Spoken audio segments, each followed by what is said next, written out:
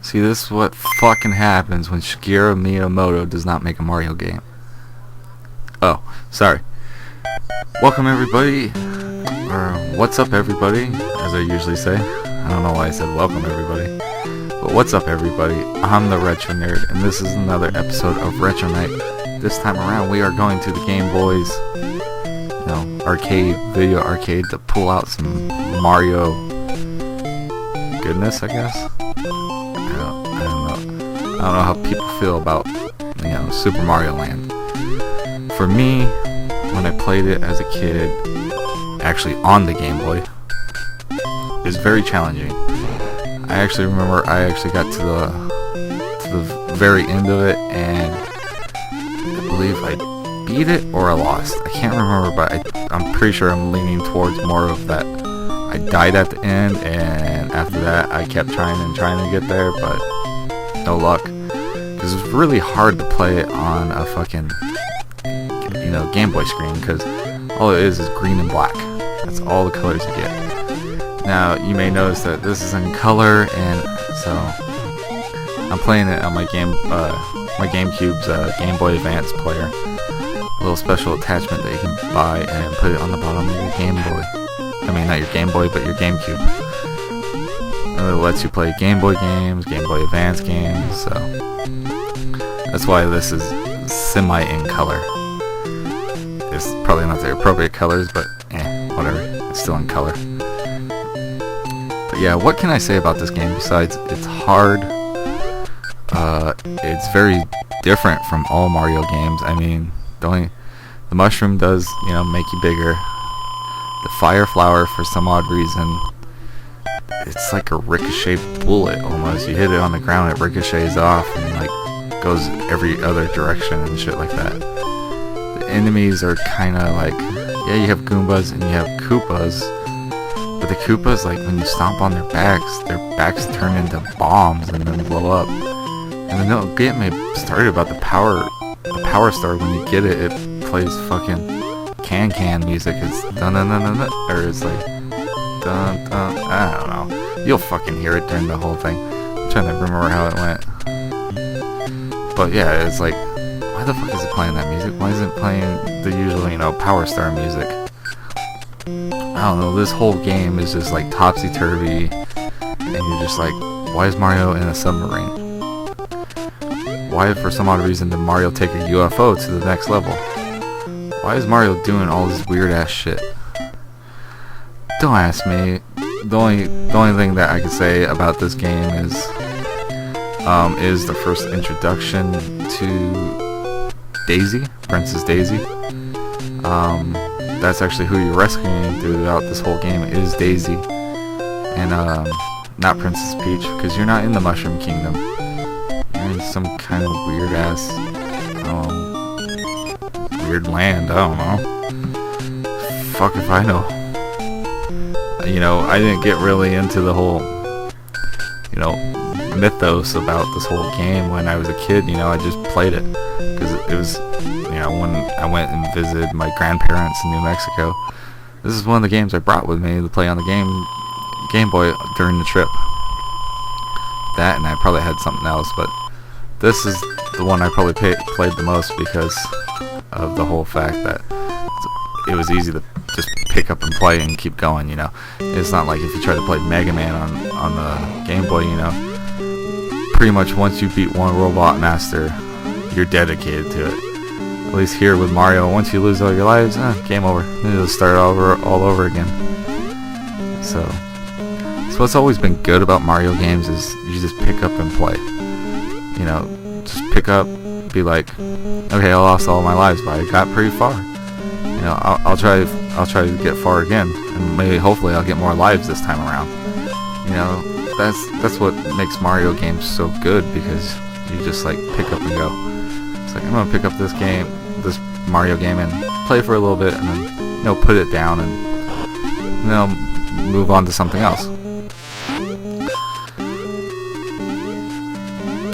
What was I gonna say? I'm trying to think.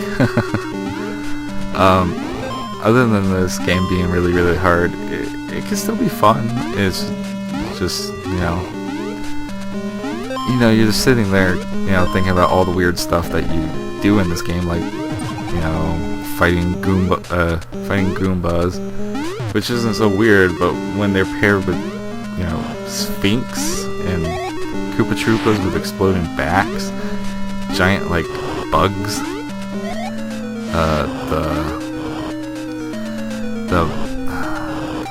what the fuck is that island with the big giant faces? I'm trying to think. It's like Moa statues or some shit like that. But you have to fight like those statues and shit like that, and it's like, what the fuck? Why am I playing this?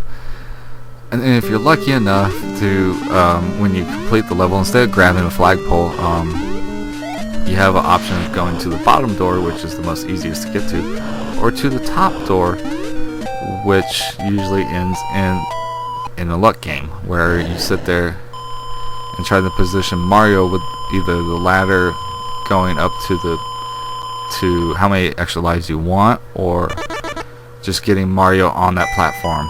And you'll actually notice I'm not good at it as watching the objects, but just by pushing the button randomly, I fucking get like extra lives up the yin yang. You'll actually notice that through this gameplay that I just keep getting extra lives upon extra lives each time I go through that luck game. I'm just like, what the fuck do I keep getting extra lives? I don't want to go too far into this game and like eventually just like be like too into it, whereas like I gotta beat it. My childhood self is telling me I have to beat it, you know. I do still get like pretty far as to where I used to get when I was a kid.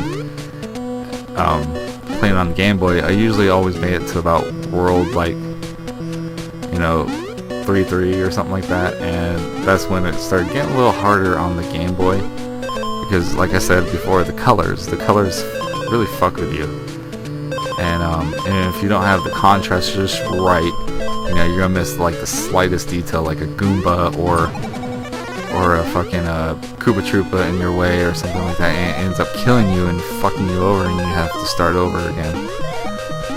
But yeah, that's the life sometimes, you know, when you play Game Boy games.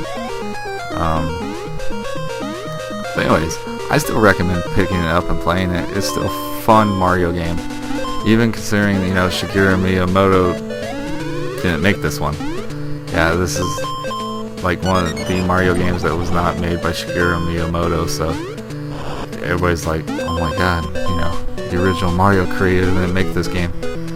Oh no, how is this going to be? And it turned out pretty alright. I mean, it's not like, oh my god, this is the most horrible thing, like, you know, it's not like Other M, you know, Metroid Other M, where the guy that made Team Ninja made Other M, along with like Nintendo helping them and all that stuff. But yeah, they just pretty much like took the character Samus Aron from Metroid and just pretty much made her a bitch ass wussy, you know, that has emotions. And that's not how my Samus rolls. My Samus is, you know, cold, calculating, you know, bounty hunter that kicks ass, you know, not some fucking, you know, no offense to the ladies, but, you know, a lady with a lot of, you know, lady problems and PMSing and all that shit, and talking about her feelings.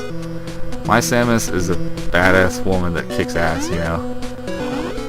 I mean, yeah, it's, you know, women want equality in video games and stuff like that, but you can't complain when, you know, like guys like the Mortal Kombat guys or the Street Fighter guys, you know, make a character, yeah, the character could be like in a slutty outfit and stuff like that, but she's in there like kicking ass against guys and stuff like that. You can't turn around and complain, oh, men don't get women because the ladies are dressed slutty. Yeah, but they're fighting in a tournament to the death. That's pretty badass, regardless of what you're wearing. You could be wearing nothing and still kick ass. I mean, so when Metroid did all that stuff, it's like you took like all the independence of that character where she was like this badass, pretty much turned her into a wuss where women are sort of like, yeah, that's cool, she's talking about her feelings, but I'm playing a video game so I can kick ass as Samus, not sit here and talk about feelings, and that's what Team Ninja didn't get, but the guy who when they made this one, it's still the same concept of Mario is jump on people, jump on things' heads, jump around, get mushrooms, get power stars, get fire flowers. The only thing that's different is when Mario ends up in a submarine and it becomes like a R-type or Gradius type, shooting game, and you're just like, am I playing a Mario game? But regardless, those levels are still fun. I still like those levels because it changes up the pace. It makes the game a little bit more fun. I mean, because those are like the levels I like because they go by so fast. And it's like, all right, let's get to the platforming levels. And when I know I come to one of these levels, I know it's gonna be a fast level, and it's somewhat gonna be fun. I like it too because of the boss battles. The boss battles are a little bit more unique than like, oh, sneak over here, go push that button and watch them fall. I mean, you can do that, or you can just straight up just like, shoot the bad guy, which is cool. So, but anyways, guys, I've been the Retro Nerd. This has been an episode of Retro Night, and I highly recommend you picking up, Super Mario Land if you can find it. I actually found it at a thrift shop for $2.99. I couldn't believe it, just because the label's a little ripped off. I still got it for $2.99. This game usually goes for about anywhere from $10 to possibly $20. But anyways, guys, like I said before, Retro Nerd, Retro Night, Retro Nerd out.